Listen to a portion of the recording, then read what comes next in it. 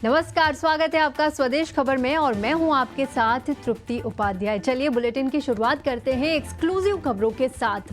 Budget में PLI scheme का दायरा बढ़ने वाला है। आईआरसीटीसी के सुपर ऐप से जुड़ी जानकारी भी आपको देंगे। साथ ही सरकार के 100 दिन के एजेंडा पर भी पीएम की बैठक की चर्चा करेंगे। वहीं आज बाजार में बने तेजी के नए रिकॉर्ड समेत राजनीति की दुनिया और खेल की खबर, आज की हर बड़ी खबर की जानकारी आपको देंगे। चलिए सबसे पहले चलते हैं एक्सक्लूसिव खबर के पास। तो इस बार के बजट में पीएलआई स्कीम का दायरा बढ़ाया जा सकता है। नई पीएलआई स्कीम को लेकर क्या क्या ऐलान हो सकते हैं, बताने के लिए जुड़ गए हैं मेरे सहयोगी प्रकाश प्रियदर्शी। देखिए, सूत्रों के हवाले से जो एक्सक्लूसिव जानकारी हमें मिल रही है उसके हिसाब से आगामी बजट में सरकार कुछ नए सेक्टर्स के लिए पीएलआई स्कीम की घोषणा कर सकती है। दरअसल इससे संबंधित जो प्रस्ताव हैं वो अलग अलग मंत्रालयों की तरफ से वित्त मंत्रालय को भेजे गए हैं और इन ऐसे कई प्रस्तावों पर वित्त मंत्रालय इस वक्त विचार कर रहा है। सूत्र हमें बता रहे हैं कि इसमें एक सबसे इम्पॉर्टेंट प्रस्ताव जो है वो स्टील मंत्रालय की तरफ से हो सकता है, जिसमें कि स्टील सेक्टर के लिए एक नए पीएलआई स्कीम की घोषणा की जा सकती है। जैसा कि आपको पता है कि स्पेशलिटी स्टील के लिए ऑलरेडी एक पीएलआई स्कीम है, लेकिन डिमांड को देखते हुए नए पीएलआई स्कीम के जरिए कुछ और प्रोडक्ट्स को इसमें शामिल किया जा सकता है, जिसकी पहचान पहले ही की जा चुकी है। स्टील मिनिस्ट्री ने इस प्रस्ताव पर काफ़ी समय पहले से काम करने की शुरुआत कर दी थी। इंडस्ट्री के साथ कंसल्टेशन की प्रक्रिया भी पूरी कर ली गई है और अब हमें सूत्र बता रहे हैं कि इसे बजट में शामिल किया जा सकता है। इसके अलावा कई और सेक्टर्स हैं जिसके लिए पीएलआई स्कीम की घोषणा की जा सकती है। इस पर विचार चल रहा है, जिसमें फुटवेयर, टॉयज़ और केमिकल्स जैसे जो सेक्टर्स हैं उनके लिए पीएलआई स्कीम की घोषणा की जा सकती है। साथ ही साथ कुछ मौजूदा पीएलआई स्कीम जो हैं उनके लिए फंड एलोकेशन में बढ़ोतरी की जा सकती है। इसमें करीब 30% से भी ज़्यादा की बढ़ोतरी की जा सकती है डिमांड को देखते हुए। तो ये प्रस्ताव हैं जिस पर चर्चा की शुरुआत कर दी गई है। इंडस्ट्री ने भी कई सेक्टर्स के लिए नए पीएलआई स्कीम की मांग की है और उम्मीद की जा रही है कि आगामी बजट में इस पर सरकार फैसला लेगी और इसकी घोषणा करेगी। जैसा कि आपको पता है कि 14 सेक्टर के लिए पहले ही पीएलआई स्कीम की घोषणा की गई है और सरकार ये चाहती है कि कुछ और सेक्टर्स के लिए पीएलआई स्कीम की घोषणा करके जो डोमेस्टिक मैन्युफैक्चरिंग है उसमें बढ़ोतरी की जाए और रोजगार के नए अवसर भी इसके जरिए पैदा हो सकते हैं। धन्यवाद प्रकाश। बढ़ते हैं आगे। पीएम मोदी अपनी सरकार के 100 दिनों के एजेंडे पर अहम बैठक करने जा रहे हैं। शनिवार को होने वाली इस बैठक में किन मुद्दों पर खास फोकस होगा, बता रहे हैं मेरे सहयोगी समीर दीक्षित। जी समीर, बताएं कौन से अहम मुद्दे होने वाले हैं। प्रधानमंत्री मोदी शनिवार को सभी मंत्रालयों के सचिवों के साथ में अहम समीक्षा बैठक करने जा रहे हैं। सूत्रों की माने तो ये समीक्षा बैठक सभी मंत्रालय के 100 दिन का जो एजेंडा है, रोड मैप है, उसको लेकर के की जा रही है। ये पता है कि किस तरीके से प्रधानमंत्री मोदी ने चुनाव तारीखों के ऐलान और उससे पहले भी कहा था कि जो सरकार का तीसरा कार्यकाल होगा उसमें कुछ बड़े फैसले लिए जाएंगे, कुछ बड़े इंफ्रा प्रोजेक्ट उसकी शुरुआत की जाएगी और सरकार उसके लिए पहले से ही तैयारी कर रही है। और यही वजह है कि सभी मंत्रालयों को कार्यकाल के बाद में 100 दिन के भीतर क्या कुछ करना है, इसके लिए तैयारी करने के लिए कहा गया था। और अब सूत्र बता रहे हैं कि क्या कुछ कदम उठाए जा चुके हैं मंत्रालयों की तरफ से, क्या कुछ इम्प्लीमेंटेशन की तरफ कदम उठाए गए हैं और क्या कुछ और इम्प्लीमेंट करना है इन 100 दिनों के भीतर, इसको लेकर के समीक्षा बैठक की जाएगी। और इसमें विशेषकर उन मंत्रालयों पर नज़र रहेगी जो इंफ्रास्ट्रक्चर सेक्टर को, हाउसिंग सेक्टर पर काम कर रहे हैं। ये जोर है सरकार का कि इंफ्रा सेक्टर में और तेज़ी से उसकी ग्रोथ साइकिल को आगे बढ़ाया जा सके। हाउसिंग एक अहम पहलू है क्योंकि सरकार सभी गरीबों को घर देने के लिए, पक्का घर देने के लिए जल जीवन मिशन के तहत हर घर जल जो मिशन है इसको भी इस कार्यकाल में बहुत तेज़ी से पूरा करना चाहती है। लिहाजा इन मंत्रालयों का जो 100 दिन का रोड मैप है वो भी काफ़ी अहम होने जा रहा है। तो एक अहम समीक्षा बैठक शनिवार को प्रधानमंत्री मोदी 100 दिन के एजेंडे पर मंत्रालयों के सचिव के साथ करने जा रहे हैं। रेलवे टिकट हो या पार्सल की बुकिंग, आईआरसीटीसी अपने सुपर ऐप को नए अवतार में पेश करने जा रही है। इस ऐप में क्या खास होगा, बता रहे हैं मेरे सहयोगी समीर दीक्षित। भारतीय रेलवे जल्द ही एक सुपर ऐप लेकर के आने वाला है जिसके जरिए चाहे आप पैसेंजर हो, यात्री हो या फिर आप माल ढुलाई की तरफ आप रेलवे का रुख करना चाहते हो, वो सब कुछ एक डिजिटल सॉल्यूशन आपको मिल जाएगा इस सुपर ऐप के जरिए। IRCTC सुपर ऐप इसका नाम होगा, इसको बाद में एक अलग विशेष नाम भी दिया जाएगा, लेकिन इस IRCTC सुपर ऐप के जरिए आप अपनी पैसेंजर साइड की अगर हम बात करें तो आपका रिजर्व टिकट बुकिंग हो, अनरिजर्व टिकट बुकिंग हो, फ्लाइट बुक करना हो, कैब बुक करनी हो, होटल बुकिंग हो, पैसेंजर ट्रेन ही नहीं बल्कि अगर कोई आप धार्मिक ट्रेन भी बुक करना चाहते हैं, ऐसे तमाम सुविधाएं आप इस एक सुपर ऐप के जरिए उसको हासिल कर पाएंगे। माल ढुलाई की बात करें यानी कि फ्रेट सेगमेंट की बात करें तो आप बल्क बुकिंग भी करना चाहें तो भी इस सुपर ऐप के जरिए हो पाएगा। पार्सल बुकिंग के जरिए भी, यानी कि अगर आप एक पार्सल भी बुक करना चाहते हैं, उसको फ्रेट मूवमेंट ट्रांसपोर्टेशन करना चाहते हैं, वो भी इसके जरिए पॉसिबल हो पाएगा।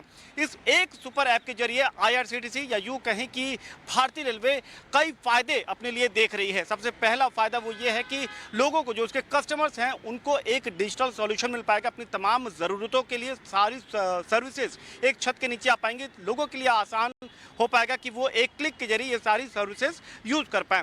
दूसरा, अभी जितनी टोटल रिजर्व टिकट बुकिंग होती है उसका तकरीबन 80% IRCTC के जरिए होता है और इस बेस को IRCTC बढ़ाना चाहती है, 85% के पार ले जाना चाहती है। इस दिशा में ये IRCTC सुपर ऐप एक बड़ा कदम माना जा रहा है। यही नहीं, फ्रेट सेगमेंट में भी रेलवेज को ये सोच लेकर के आगे जा रही है कि जो उनके बल्क कस्टमर है, चाहे स्टील, सीमेंट या आयरन ओर वाले, उसके अलावा जो नए कस्टमर हो सकते हैं, चाहे वो ई-कॉमर्स कंपनीज हों या जो प्राइवेट प्लेयर्स हो सकते हैं, वो भी अब रेलवेज को प्रिफर्ड मोड ऑफ ट्रांसपोर्टेशन के लिए चुने। उसके लिए भी IRCTC सुपर ऐप एक बड़ा कदम माना जा रहा है, जहां पर आप फ्रेट बुकिंग, जो माल आप भेजना चाहते हैं, उसकी पूरी डॉक्यूमेंटेशन एक्सरसाइज को पूरा करने से लेकर के पेमेंट तक सब कुछ आप आसानी से कर पाएंगे। तो एक बड़ी यहाँ पर डिजिटल एक तरीके से सॉल्यूशन रेलवेज लेकर के आ रहा है IRCTC सुपर ऐप। ये रेलवे के 100 दिन के एजेंडा प्लान में शामिल है, लेकिन रेलवे इस ऐप को रोल आउट करने से पहले हर चीज़, तकनीकी पहलू खासकर, उसको दुरुस्त करना चाहेगी। यही वजह है कि अगर 100 दिन में ये रोल आउट नहीं भी होता है तो इसी साल इस सुपर ऐप को IRCTC लागू करने के लिए टारगेट कर रही है। धन्यवाद समीर। बढ़ते हैं आगे। 2 दिन में 7 दौर की बोली के बाद 5G स्पेक्ट्रम नीलामी खत्म हो गई है। इस पर और जानकारी दे रहे हैं मेरे सहयोगी सुमित चतुर्वेदी। लगभग 7 राउंड चलने के बाद स्पेक्ट्रम की नीलामी आज सुबह ही खत्म हुई। ये एक दिन से थोड़ी ज़्यादा ही चली। कल सुबह 10 बजे शुरू हुई थी और आज भी 7 राउंड के बाद सरकार को लगभग 11,300 करोड़ रुपए मिलेंगे। 10.5 गीगाहर्ट्ज स्पेक्ट्रम ऑफर पे था और कुल मिलाकर 96,000 करोड़ रुपए से ऊपर की ये स्पेक्ट्रम ऑक्शन हुई थी। भारती एयरटेल, वोडाफोन आइडिया की स्ट्रेटेजी कुछ ऐसी है कि वो उन्हीं जगह पे स्पेक्ट्रम बिड कर रहे हैं जहां पर उनके परमिट्स इस साल खत्म हो रहे हैं। इसकी स्पेक्ट्रम की कम डिमांड इसलिए भी रही कि बहुत ज़्यादा प्लेयर्स नहीं हैं, बहुत ज़्यादा कंपनियां नहीं हैं, और दूसरा जो पहले की मौजूद कंपनियां हैं उनकी डिमांड भी बहुत ज़्यादा नहीं रही। पिछली बार की बात करें तो 2022 में लगभग 1,500 करोड़ रुपए की स्पेक्ट्रम की नीलामी हुई थी और उसमें रिलायंस जियो ने सबसे ज़्यादा 88,000 करोड़ की स्पेक्ट्रम के लिए नीलामी के लिए बोली लगाई थी। 2021 में 4G स्पेक्ट्रम भी इससे ज़्यादा थी, अभी लगभग 96,000 करोड़ की है। सब मिला के कह सकते हैं कि म्यूटेड डिमांड, मतलब कम डिमांड के चलते स्पेक्ट्रम नीलामी बहुत ज़्यादा देर तक नहीं चल पाई और 7 राउंड के बाद लगभग 11,300 करोड़ रुपए ही सरकार को इससे मिल पाए।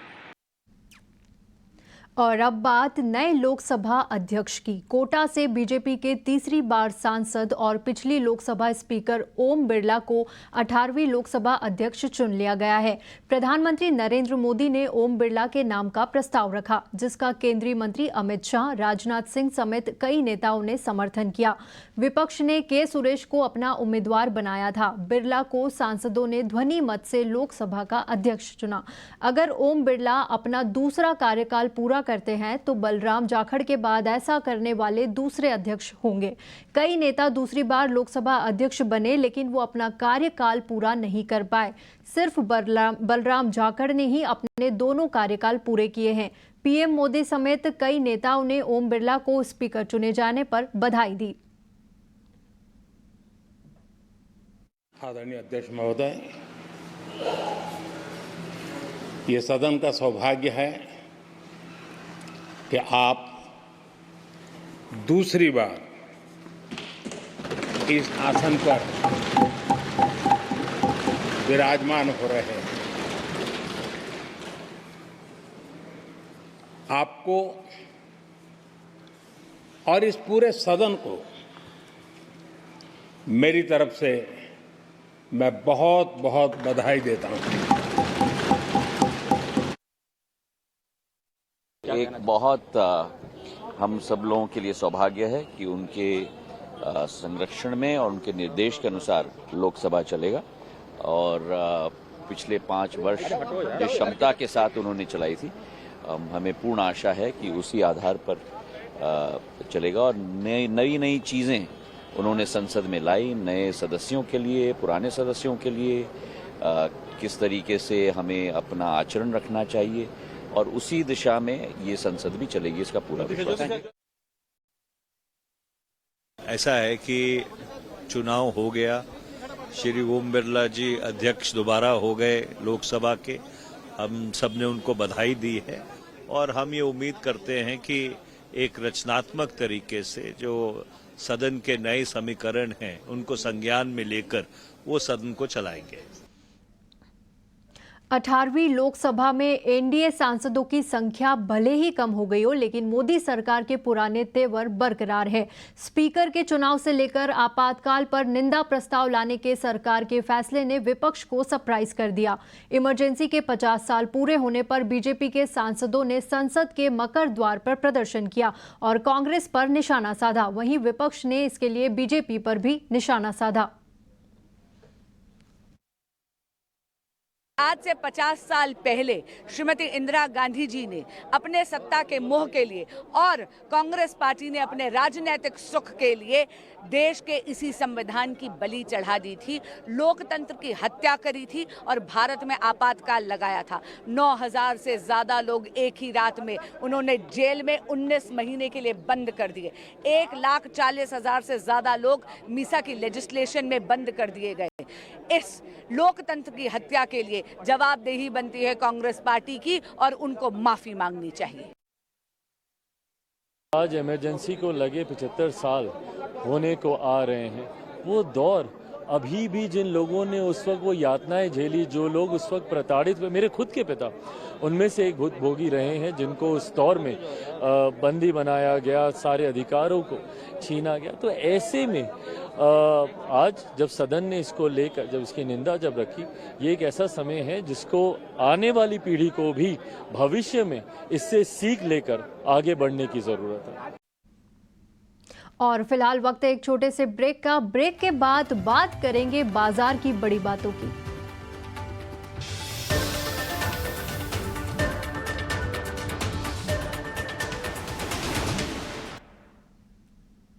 ब्रेक के बाद स्वागत है आपका और अब बात करते हैं बाजार की। तो बाजार आज शानदार तेजी के साथ बंद हुए, सभी इंडेक्स में रिकॉर्ड तेजी नजर आई। दिन भर बाजार में एक्शन कैसा रहा, बता रही है मेरी सहयोगी पूजा त्रिपाठी।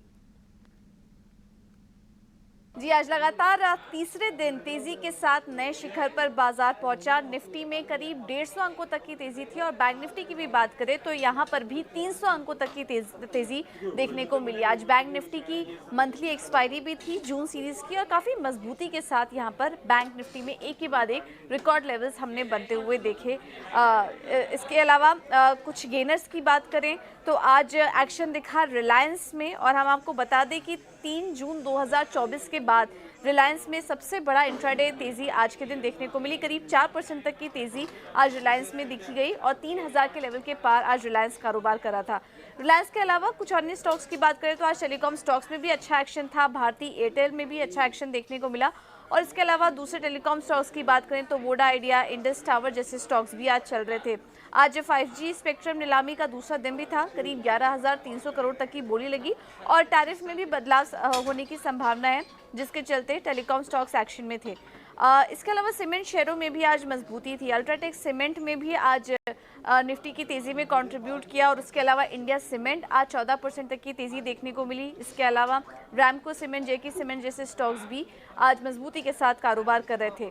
बैंकिंग और फाइनेंशियल स्टॉक्स आज भी ऊपर थे। ICICI bank, Kotak Mahindra bank, axis, Bajaj finance जैसे स्टॉक्स में भी आज शानदार तेजी देखने को मिली। कमज़ोर साइड पे बात करें तो निफ्टी में आज अपोलो हॉस्पिटल में कमज़ोरी देखने को मिली। इसके अलावा ऑटो स्टॉक्स में भी वीकनेस थी। बजाज ऑटो, M&M, हिंडाल्को जैसे स्टॉक्स आज नीचे आज कमज़ोरी के साथ कारोबार कर रहे थे। हीरो मोटोकॉर्प, सिप्ला में भी वीकनेस देखने को मिली और मेटल स्टॉक्स में भी आज वीकनेस देखने को मिल रही थी। ब्लॉक डील के बाद वेदांता का शेयर करीब 3% फिसला और इसके अलावा कुछ और मिड कैप स्पेस की बात करें तो MOIL, NMDC, Hindalco, Tata steel जैसे स्टॉक्स भी करीब 1.5 से 3% की कमजोरी के साथ कारोबार कर रहे थे। कुछ और एक्शन वाले स्टॉक्स की बात करें तो आज नवरत्न का दर्जा मिलने से मजगांव डॉक में शानदार तेजी देखने को मिली और उसके अलावा जो अन्य शिपिंग कंपनियां थी जैसे कि गार्डन रीच, कोचिन शिपयार्ड जैसी कंपनियों में भी आज शानदार तेजी देखने को मिली। स्टाइलम इंडस्ट्री, ये स्टॉक भी आज 11% ऊपर था। ब्रोकरेज रिपोर्ट की कवरेज आई, इन्वेस्टर की खरीदारी की राय के साथ उन्होंने कवरेज शुरू की, जिसके बाद यहाँ पर भी तेजी थी और इसके अलावा हिंदुस्तान फूड्स के शेयर में भी करीब 8% का उछाल देखने को मिला कुछ ब्लॉक डील्स के बाद। तो आज ब्लॉक डील के चलते भी काफ़ी ज़्यादा एक्शन था, खबरें भी थी आज, जिसके चलते स्टॉक स्पेसिफिक एक्शन देखने को मिला और बाजार में आज तीसरे दिन रिकॉर्ड लेवल्स पर कारोबार हुआ। बढ़ते हैं आगे और टाटा मोटर्स के CV बिजनेस में अप्रैल मई महीने में 8% की बढ़ोतरी देखने को मिली है। इसी सिलसिले में हमारी सहयोगी ऐश्वर्या पाटिल ने खास बातचीत की टाटा मोटर्स के मैनेजमेंट से। चलिए सुनते हैं। इस वक्त है मिस्टर शैलेश चंद्र टाटा मोटर्स से। सर बहुत बहुत धन्यवाद। आप पैसेंजर व्हीकल्स और इलेक्ट्रिक व्हीकल्स इस सेगमेंट की तरफ देखते हैं और डी मर्जर की बात करें तो आज आपने एक बड़ी अनाउंसमेंट पहले भी हो चुकी है बट इसके कुछ डिटेल्स आपने जारी किए हैं।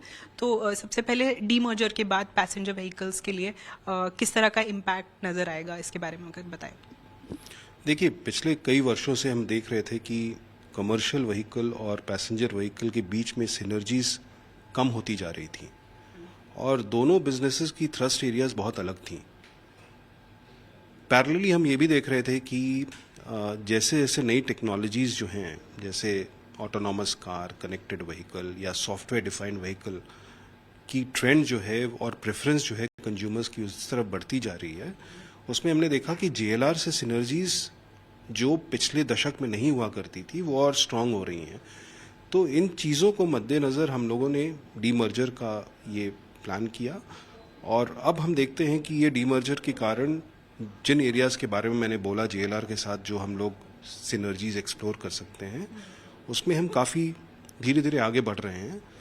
और बहुत ही कुछ दिन पहले हमने ये भी बताया था कि जो हमारी प्रीमियम EVs हैं अविन्या, उसके लिए हम एक कॉमन प्लेटफॉर्म पर वर्क कर रहे हैं JLR के साथ, जिसको हम EMA प्लेटफॉर्म कहते हैं, EMA, और साथ ही साथ जो उसकी इलेक्ट्रॉनिक आर्किटेक्चर है उस पर भी हम साथ में काम कर रहे हैं।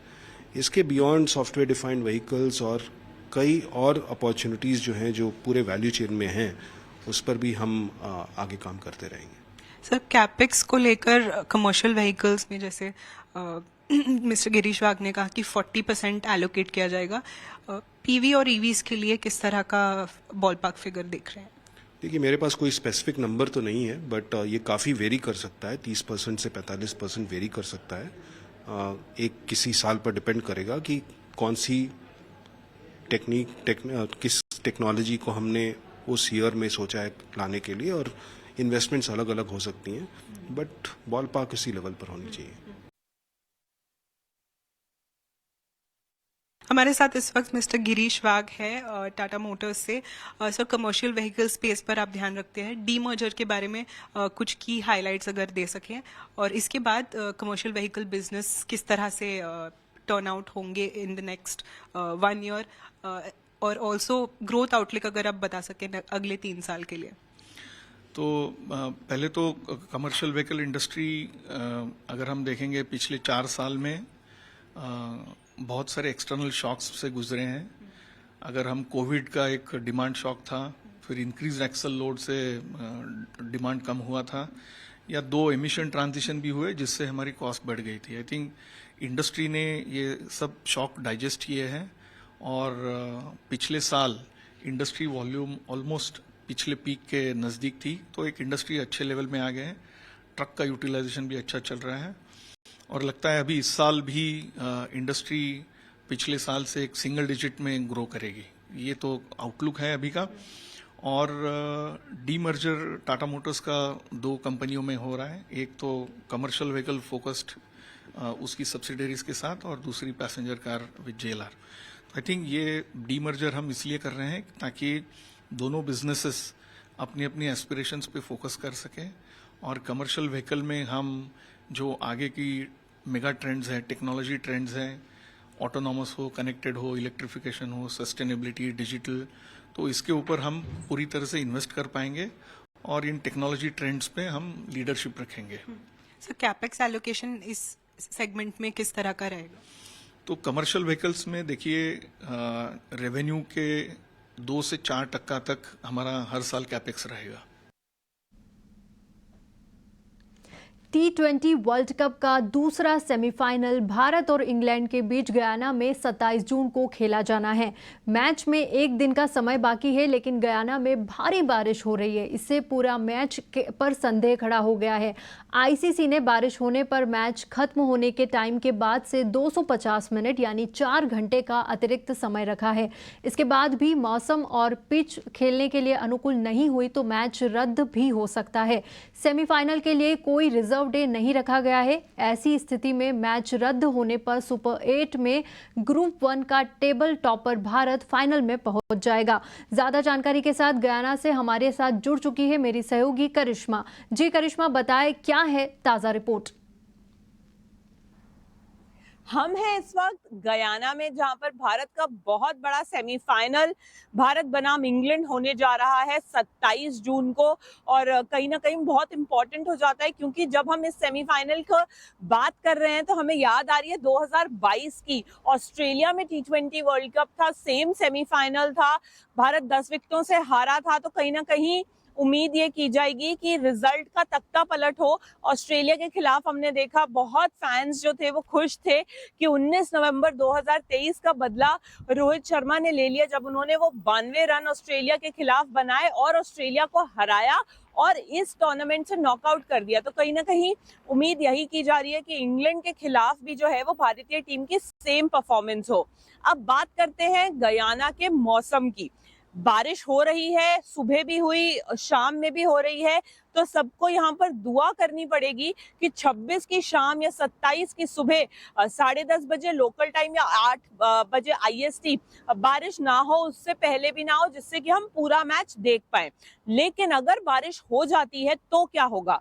अगर बारिश हो जाती है तो भारतीय फैंस के लिए बहुत खुशी की बात होगी, क्योंकि इंडिया जो है वो क्वालिफाई कर जाएगा T20 वर्ल्ड कप के फाइनल के लिए। अब वो कैसे क्वालिफाई करता है?